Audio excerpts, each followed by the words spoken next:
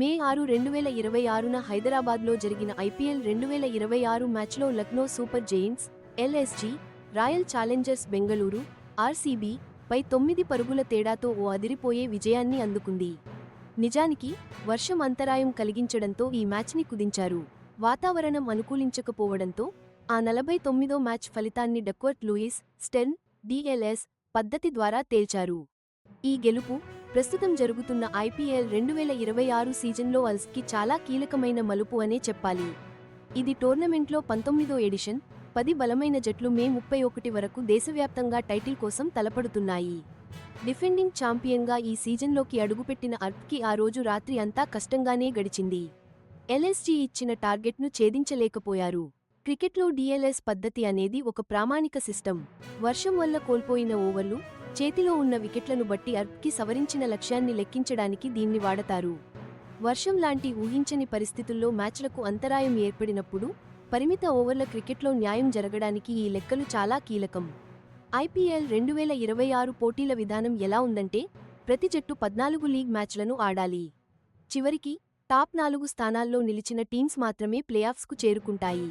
Playoffs దశలో 2 క్వాలిఫైయర్లు, ఒక eliminator match ఉంటాయి. ఆ తర్వాతే గ్రాండ్ ఫైనల్ జరుగుతుంది. వాతావరణం వల్ల ప్రభావితమైన ఈ మ్యాచ్లో కూడా ఒత్తిడిని తట్టుకుని పరిస్థితులకు తగ్గట్టుగా ఆడిన ఎల్ఎస్జీ సామర్థ్యం ఈ సీజన్లో వాళ్ల వ్యూహాత్మక లోతు, పట్టుదలను స్పష్టంగా చూపిస్తోంది. హైదరాబాద్లో వర్షం అంతరాయం కలిగించిన మ్యాచ్లో ఎల్ఎస్జీ భారీ స్కోర్ సాధించి తమ బ్యాటింగ్ పవరేంటో చూపించింది.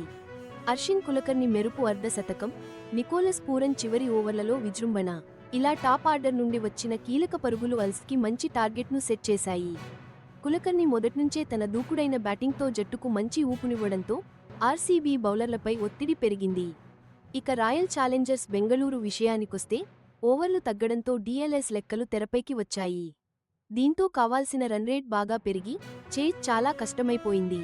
కెప్టెన్ ఫాఫ్ డు ప్లెసిస్ చక్కటి అర్ధ సెంచరీతో ఇన్నింగ్స్ను నిలబెట్టి బాగా పోరాడినా, షాబాజ్ అహ్మద్ మెరుపు ఇన్నింగ్స్ ఆడినా ఆర్సీబీ మాత్రం సవరించిన లక్ష్యాన్ని అందుకోలేక చాలా ఇబ్బంది పడింది. వర్షం లేదా మరేదైనా కారణంతో మ్యాచ్ ఆలస్యమై ఓవర్లు తగ్గితే డిఎల్ఎస్ పద్ధతిని అమలు చేస్తారు. రెండు జట్లకు అందుబాటులో ఉన్న వనరులు, ఓవర్లు, వికెట్లు ఆధారంగా ఒక మ్యాథమెటికల్ ఫార్ములాను వాడి అందరికీ న్యాయం జరిగేలా ఒక లక్ష్యాన్ని సెట్ చేస్తుంది ఈ పద్ధతి. డిఎల్ఎస్ పద్ధతి ద్వారా ఫలితాన్ని ప్రకటించాలంటే రెండో ఇన్నింగ్స్లో కనీసం 5 ఓవర్ల ఆట పూర్తి కావాల్సి ఉంటుంది. ఇలాంటి పరిస్థితుల్లో ఆట ఎంత క్లిష్టంగా ఉంటుందో, జట్లు తమ ప్లాన్లు ఎలా మార్చుకోవాల్సి ఉంటుందో ఈ మ్యాచ్ హైలైట్ చేసింది. ఎందుకంటే ఇలాంటి సమయాల్లో ప్రతి బంతి, ప్రతి వికెట్కు చాలా ఎక్కువ ప్రాధాన్యత ఉంటుంది కదా. ఎల్ఎస్జీ బౌలర్లు తమ వ్యూహాలను చాలా బాగా అమలు చేసి ఆర్సీబీ స్కోర్ పెరగకుండా కట్టడి చేశారు.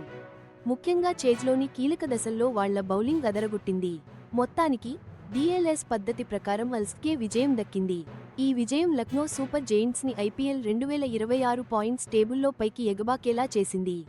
ప్లేఆఫ్స్ బెర్త్ కోసం వాళ్ల పోటీని మరింత పటిష్టం చేసింది.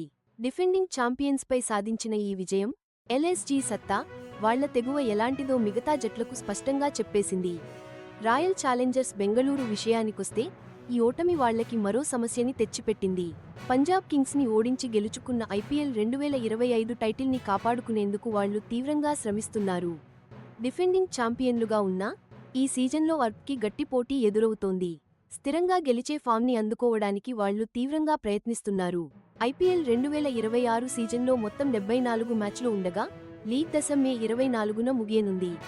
క్వాలిఫైయర్ 1, ఎలిమినేటర్, క్వాలిఫైయర్ 2 వంటి ప్లేఆఫ్ మ్యాచ్లు మే 31న జరిగే గ్రాండ్ ఫైనల్కి పోటీపడే రెండు జట్లను నిర్ణయిస్తాయి. ఈ కీలకమైన నాకౌట్ దశల్లోకి అడుగుపెట్టడానికి జట్లు టాప్ -4 స్థానాల కోసం పోటీ పడుతున్నాయి. కొన్నిసార్లు పాయింట్లు సమానంగా ఉన్నప్పుడు నెట్ రన్ రేట్ చాలా కీలక పాత్ర పోషిస్తుంది. లక్నోలోని ఎకానా క్రికెట్ స్టేడియం, బెంగళూరులోని ఎం.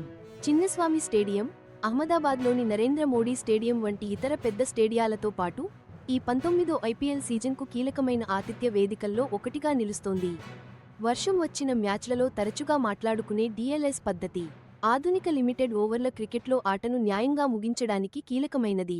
బయటి పరిస్థితులు మ్యాచ్ ఫలితాలను ప్రభావితం చేయకుండా ఇది సమతుల్యం చేస్తుంది.